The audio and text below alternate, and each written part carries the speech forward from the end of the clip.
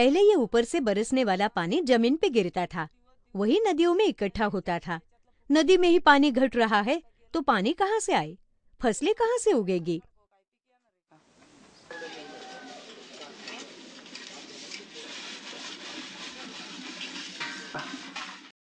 तभी तो पहाड़ों की ढलानों से लेकर खेतों तक आते आते बेकार बह जाने वाला पानी हमें जगह जगह रोकना चाहिए। हाँ, इसीलिए सतत संपाती चर की खुदाई के ऊपर जल अवशोषक चर खोदें तो उसका पानी इस चर में जमा होगा। सीसीटी से निकलकर वो खेतों में पहुंचेगा। खेतों में कुएं बनाए जाएं तो उनमें भी पानी आएगा। जलागम क्षेत्र विकास ये केवल भूमि पर कोई प्रक्रिया करके प्राप्त होने वाला विकास नहीं है, साथ ही साथ ये मानव के मन का भी विकास करने में प्रयत्नशील है। किसी भी राष्ट्र का विकास और समृद्धि उस राष्ट्र के नागरिकों पर निर्भर करती है। स्थानीय साधन संपत्ति तथा अर्थ संपत्ति का विकास और साथ ही गांव का विकास केवल साधनों के सामूहिक नियंत्रण से संभव है। गांव की सभी बुनियादी जरूरतों को पूरा करने के लिए एक कार्य व्यवस्था की आवश्यकता है, जिसमें कि सभी लोग एकजुट होकर काम करें। इस प्रणाली में हर स्तर पर लोगों का सहयोग लेकर उनका सक्षमीकरण किया जा सकता है। पानी का सदुपयोग करने के लिए जलागम जरूरी है और इसकी सही देखभाल करने के लिए समिति की भी आवश्यकता है। आज या कल इस प्रकल्प से वाटर संस्था विसर्जित होकर दूसरे किसी क्षेत्र के विकास में कार्यरत होगी, तब गांव वालों को ही इस प्रकल्प को संभालना है और इसके लिए समिति का होना अति महत्वपूर्ण है। हमारे देश में ग्राम विकास हेतु ग्राम पंचायत को वैधानिक मान्यता, ग्रामवासियों का सहयोग और सरकारी मदद उपलब्ध है। फिर भी कभी कभी पंचायत भी लोगों की समस्याओं को सुलझाने या जरूरतों को पूरा करने में संपूर्णतः सफल नहीं हो पाती। तब जाकर इस व्यवस्था में लोगों को परिवर्तन की जरूरत होती है। ग्राम पंचायत एक शासकीय व्यवस्था है, वो सारे काम या निर्णय स्वतंत्र स्वरूप से नहीं ले सकती, मगर हमारी संस्था है, इसके मर्यादित कार्य रूप में ये गांव वालों के साथ मिलकर उनका विश्वास जीतकर अपने निर्णय खुद ले सकती हैं। पंचायत में अब स्वराज की भावना नहीं रही। राजनीति के खेल में सेवा भाव कहीं लुप्त हो गया है। सेवा भाव नाममात्र के लिए भी शेष नहीं है। पंचायत तो राजनीति की पहली पाठशाला है। वन संरक्षण के कार्य में राजनीति क्यों आड़े आती है? चराई पर पशुओं को ले जाने वाले या तो इस पार्टी के होते हैं या उस पार्टी के। फिर राजनीति आ ही जाती है कि भाई इसे माफ करो, उसे माफ करो, ये हमारा आदमी है, गलती माफ कर दो। मगर इस संस्था का ऐसा नहीं है। ये नई संस्था है, नए चेयरमैन और सदस्यों के साथ। इनमें कोई दूजा भाव नहीं है कि ये हमारा है या तुम्हारा है। अगर किसी की गलती होती है तो नुकसान के लिए उसे सजा मिलती ही है, उसे दंडित किया जाता है। वन संरक्षण का कार्य अब सुव्यवस्थित रूप से हो रहा है। प्रकल्प के शुरू होने के बाद हर 5-6 महीने के बाद जलागम क्षेत्र विकास समिति की पुनर्रचना होनी चाहिए, क्योंकि संस्था के ये जो कार्यक्रम गांव में लाती है उसकी पूरी जानकारी हर होने के बाद ही समिति बनानी चाहिए। गांव का सहभाग और उत्साह देखकर और कार्य करने की पूरे गांव की शक्ति देखने परखने के बाद ही जलागम क्षेत्र विकास समिति की स्थापना की जानी चाहिए, ऐसा मुझे लगता है। इस समिति के सदस्य कौन होंगे, उनकी क्या योग्यता होनी चाहिए, उनके निर्वाचन की प्रक्रिया कैसी होनी चाहिए, स्थापना के पश्चात देखभाल, इन सब बातों का विचार किया जाना चाहिए और फिर समिति की पूरी रूपरेखा तैयार होनी चाहिए। लोगों के सहभाग से ही ये कार्य चल सकता है। एक साथ बैठकर चर्चा से तय करते हैं कि समिति में कौन कौन होगा। सब लोगों का विश्वास होना चाहिए कि ये इंसान इस कार्य के लिए सही है। पूरी ईमानदारी से वो अपना काम करेगा। चुने हुए सदस्य को भी इस कार्य के लिए वक्त निकालना पड़ता है। उसके पास आवश्यक समय भी होना चाहिए। जिस व्यक्ति के पास अनुभव है और जिसकी बात को लोग मानते हैं, ऐसे इंसान को समिति पर लेना जरूरी है ना।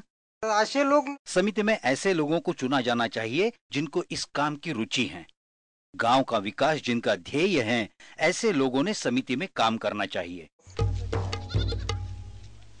गांव में विभिन्न सामाजिक स्तरों के लोग एकजुट होकर रहने के बावजूद भी नेतृत्व की बागडोर कुछ गिने चुने लोगों के हाथ में ही होती है। गांव के हर सामाजिक वर्ग को समिति में प्रतिनिधित्व मिलना चाहिए। इस दिशा में शुरुआत से ही प्रयत्नशील रहना जरूरी है। यदि एक ही समाज के लोगों को सदस्य बनाया गया तो आगे चलकर वितुष्ट, मतभेद, शिकायतें, भ्रष्टाचार बढ़ने की संभावना रहती है। इसीलिए समाज के प्रत्येक अंग का एक आदमी या फिर गांव के हर मोहल्ले से एक आदमी समिति में चुना जाना चाहिए ताकि समानता बनी रहे। कई बार कुछ लोग समूह ऐसे रह जाते हैं जिन्हें नेतृत्व का मौका ही नहीं मिलता। समिति में कुछ 12-13 सदस्य हैं, मगर उनमें से कोई भी मजदूरों में से नहीं है। कई बार ग्रामीण विभागों में भूमिहीन मजदूरों को केवल कार्य सिद्धि प्रक्रिया में ही शामिल किया जाता है, मगर निर्णय प्रक्रिया से हमेशा दूर ही रखा जाता है। इन परंपरागत रूढ़ियों को बदलना आसान नहीं है। हाँ, ये मुश्किल जरूर है, पर नामुमकिन नहीं।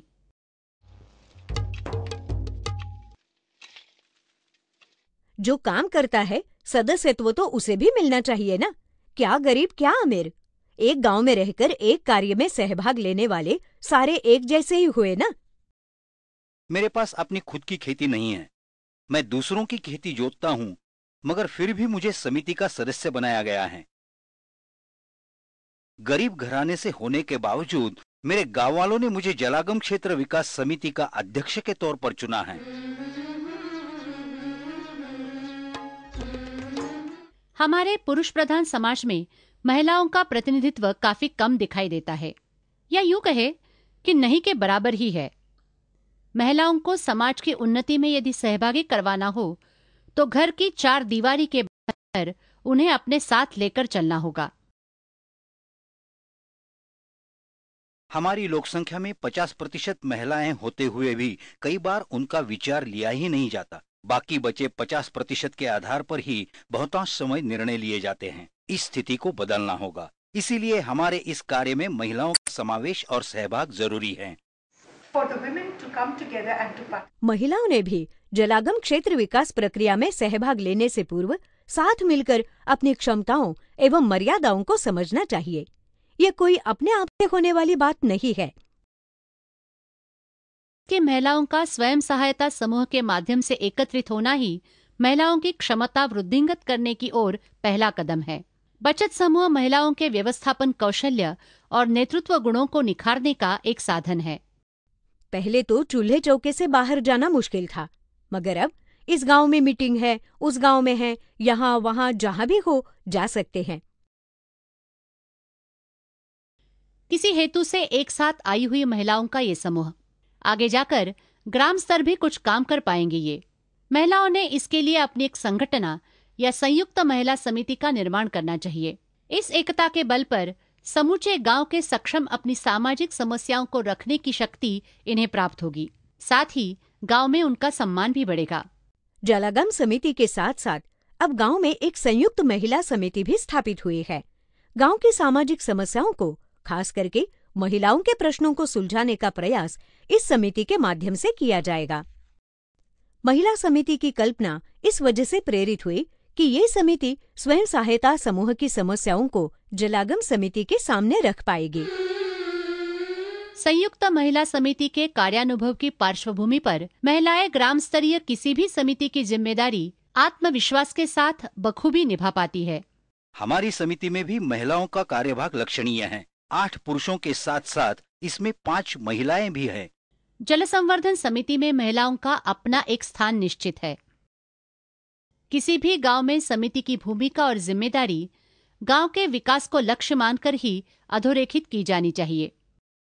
जलागम समिति का प्रमुख उत्तरदायित्व अगर कोई है तो वो है लोगों का दिल जीतकर समूचे जनसमुदाय को एकता और एकात्मता की माला में पिरोना।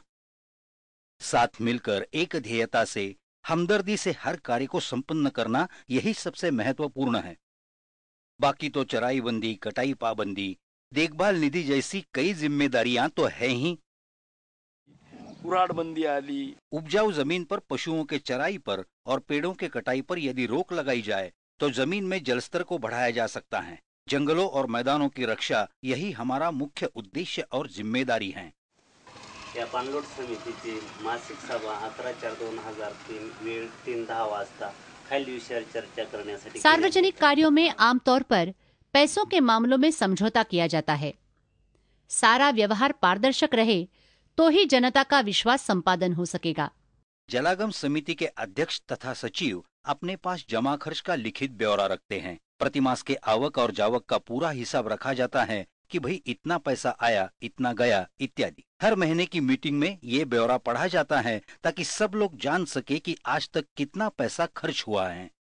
अगर खुली किताब की तरह सब साफ हो तो गलतफहमियां होने का कोई सवाल ही नहीं उठता। चोरी चुपके से फेरे फार करके कोई अपना काम निकाल ले तो बाद में लोग उसे सजा तो देंगे ही ना। समिति फिर चाहे कोई भी हो, सामान्यतः सदस्यों पर लोगों का विश्वास होता है, मगर कुछ गिने चुने लोगों के हाथ ही सिर्फ पैसे का चलन रहे तो फिर समिति पर भी, उसके भविष्य पर भी उंगलियां उठ सकती है। पिछले 25-30 सालों से सारे गांव में उसी की चलती हैं। किसी और की हिम्मत भी नहीं है सारे व्यवहार संभालने की। कौन अपने पीछे ये झमेला पाले? करता है कोई और तो करने दो, ऐसी ही तब की वृत्ति थी। अब ये हम सब ने मिलकर बनाया है।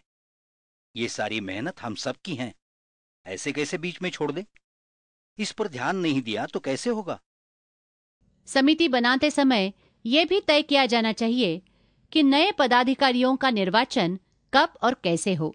नियम तो अभी बने नहीं हैं, अब बना लेंगे। सब लोग साथ हो तो क्या मुश्किल है। मुझे लगता है कि 5 सालों में चुनाव होना ही चाहिए, ऐसा कोई बंधन नहीं रखा जाना चाहिए। 5 सालों के बाद अगर लगे तो बदल देंगे, उसमें वक्त कितना लगेगा।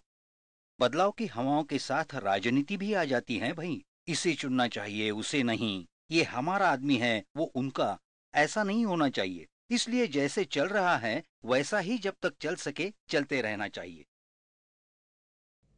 समिति के कार्यकाल के बारे में सबकी अलग अलग राय है, मगर उसको सुनिश्चित करना ही चाहिए। समिति की स्थापना करते समय ही इसके नियम और कार्य प्रणाली का उल्लंघन किया जाने पर उभरने वाले विवादों का समाधान भी खोजना चाहिए। हमसे अगर कोई गलती होती है या हम कामचोर बनते हैं तो हम समिति से इस्तीफा दे देंगे। जलागम क्षेत्र विकास समिति अनियमित सदस्यों को लेकर ग्राम सभा में एक प्रस्ताव रखती है और उन सदस्यों का सदस्यत्व खारिज करती है। इन सदस्यों के बदले सक्रिय सदस्यों को लिया जाता है। ऐसा पहले भी हो चुका है।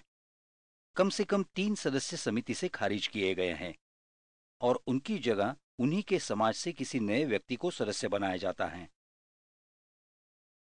गांव वालों और समिति में कभी कोई मतभेद हुए तो उनका निराकरण भी समिति ने ही करना चाहिए। पहाड़ों जंगलों की वन संपदा में पशुओं की चराई पर पाबंदी लगाई गई है, मगर फिर भी इसके बावजूद कुछ लोग अब भी अपने पशुओं को वहां खुले छोड़ देते हैं। पशुओं के पकड़े जाने पर वो कहते हैं कि उनके पशु वहां है ही नहीं और पकड़ने वाला बिल्कुल इसके विरुद्ध कहता है। इससे कुछ तनाव सा बन जाता है। फिर सारे लोग मिलकर उस आदमी को समझाते हैं कि आगे से ऐसा न हो। चौकुनी माळाचे तट मार्ग नाही नीट वाट बिकट। किसी भी गांव के विकास में कई सेवाभावी समितियों का हाथ होता है। ये विभिन्न समितियां अगर साथ में काम करने के लिए हाथ मिला ले और एक दूसरे को सहायता करे तो गांव का विकास निश्चित रूप से हो सकेगा। यहाँ कुछ समितियां नियुक्त की गई हैं। जब भी ग्राम सभा होती हैं तो ये सारी संयुक्त रूप से चर्चा में भाग लेती हैं। सारे गांव के सामने पैसों के लेन देन के साथ ही हर समिति अपने अपने प्रश्नों को उपस्थित करती हैं।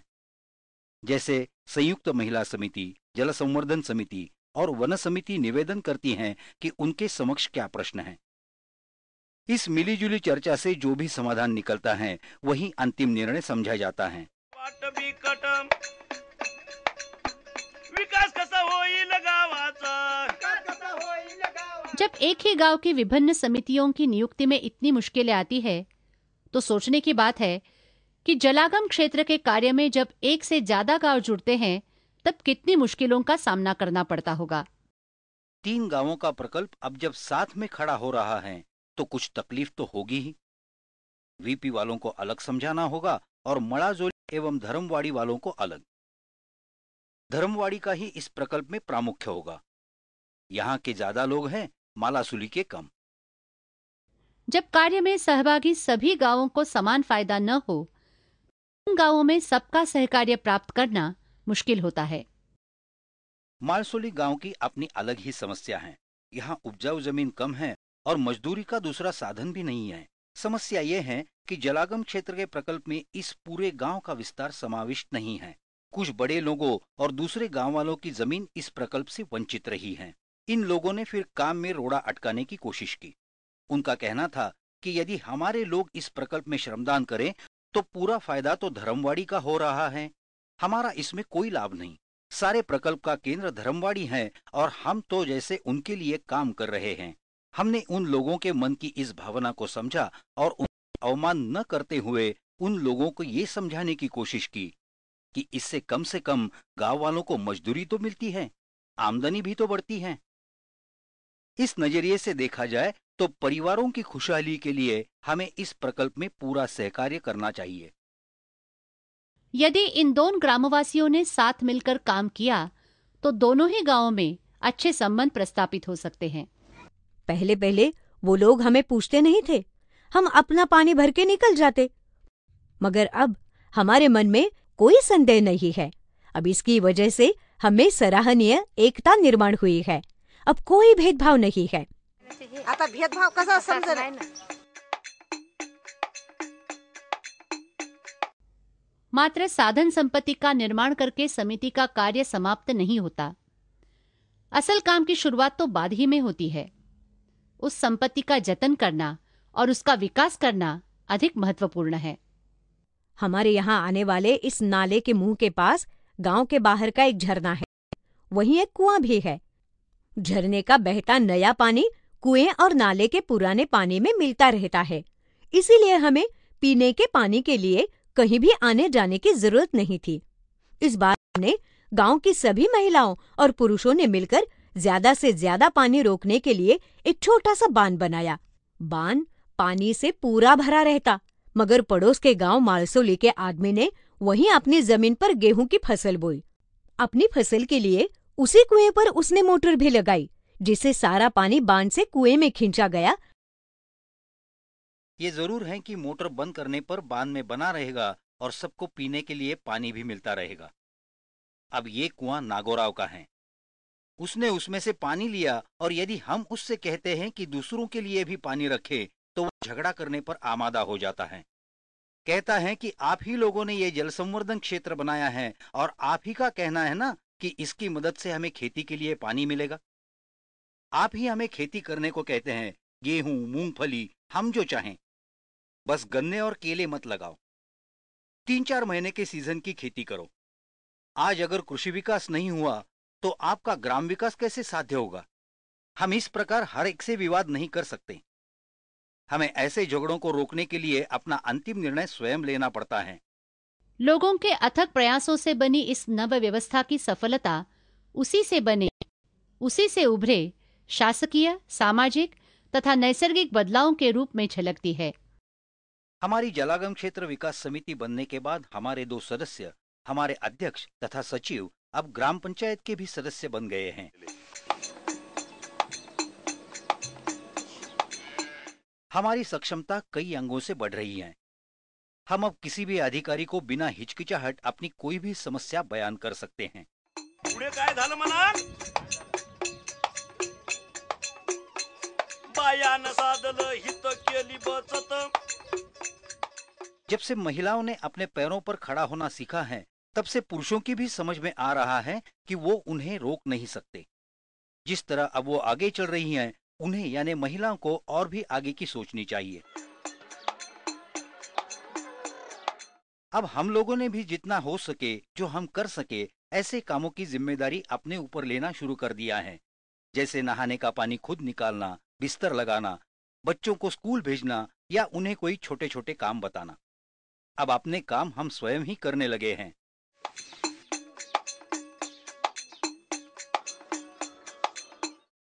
हर साल मजदूरी के लिए हमें 4-8 महीना बाहर गांव जाना पड़ता था, मगर इस प्रकल्प के कारण यही गांव में पूरे महीने की मजदूरी मिलती है।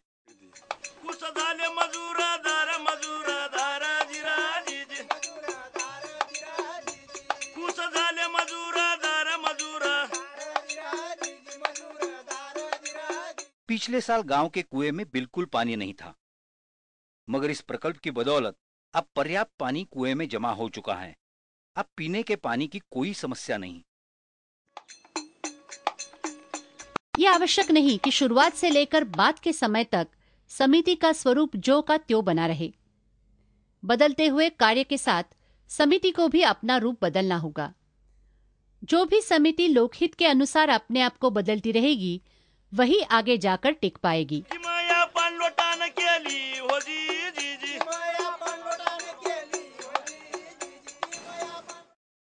जब ग्रामवासी खुद जागरूक होकर अपने इलाके के नैसर्गिक साधन संपत्ति के पुनर्निर्माण की जिम्मेदारी लेंगे, तभी हमें इस बात का भरोसा होगा कि हमारे प्रयत्नों को सफलता मिली है। उस हिसाब से अभी हमें बहुत लंबा सफर तय करना है। जल संवर्धन प्रकल्प से पूर्व गांव वालों की नजर में केवल गांव ही केंद्र स्थान पे था। उनके विचार और प्रयत्न सिर्फ ग्राम सीमा तक ही मर्यादित थे। मगर इस प्रकल्प के पश्चात उनके दृष्टिकोण में विस्तार आया है। केवल जल संवर्धन ही नहीं, अपितु संपूर्ण पर्यावरण के बारे में वो सोचने लगे हैं। जब ये गांव वाले अपने और गांव के विकास की बागडोर अपने हाथ में लेंगे, तभी सही मायने में स्वराज की कल्पना साकार होगी। जल संवर्धन के काम को और बचत दलों के कार्य को मीटिंग को ही नौकरी समझा जा सकता है।